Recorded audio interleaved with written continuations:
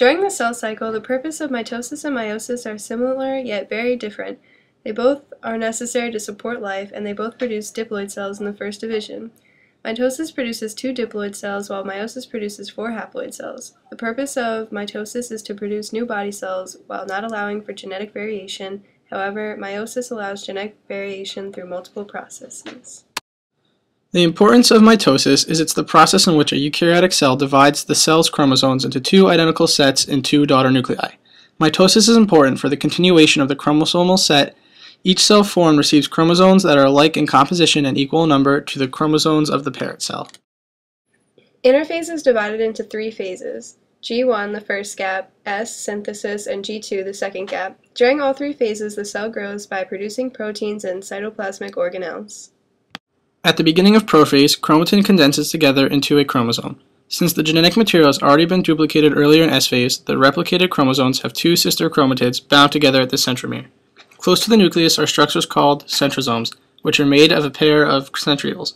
The centrosome is the coordinating center for the cell's microtubules. Molecular motor proteins then push the centrosomes along these microtubules to opposite sides of the cell. As microtubules bind and attach to kinetochores in prometaphase, the centromeres of the chromosomes line up along the metaphase plate, which is an imaginary line that is equidistant from the 2 centrosome poles. In anaphase, 2 events occur. First, the proteins that bind sister chromatids together are pinched, allowing them to separate. These sister chromatids, which have now become distinct sister chromosomes, are pulled apart by shortening kinetochore microtubules while they move toward the respective centrosomes to which they are attached.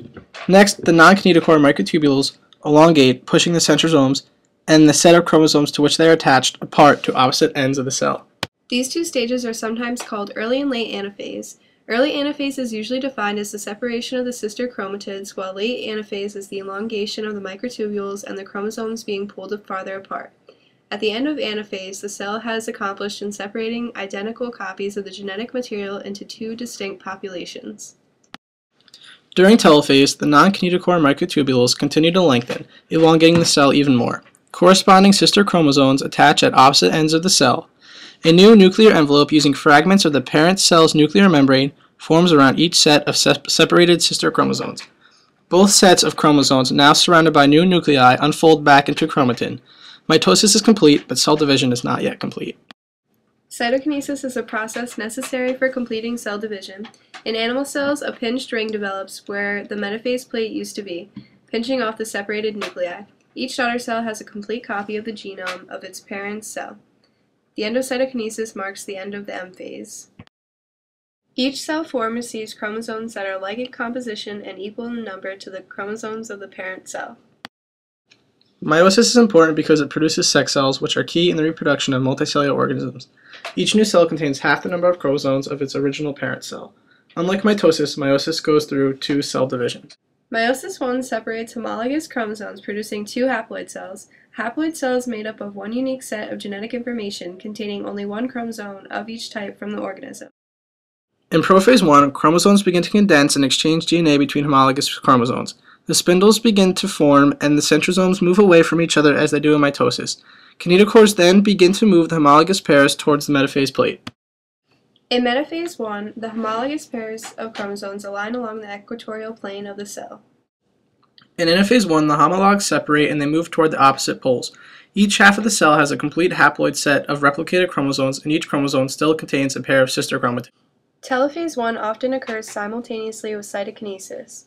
2 haploid daughter cells will form after division. Each daughter cell has half the number of chromosomes. In animal cells, a cleavage furrow will form.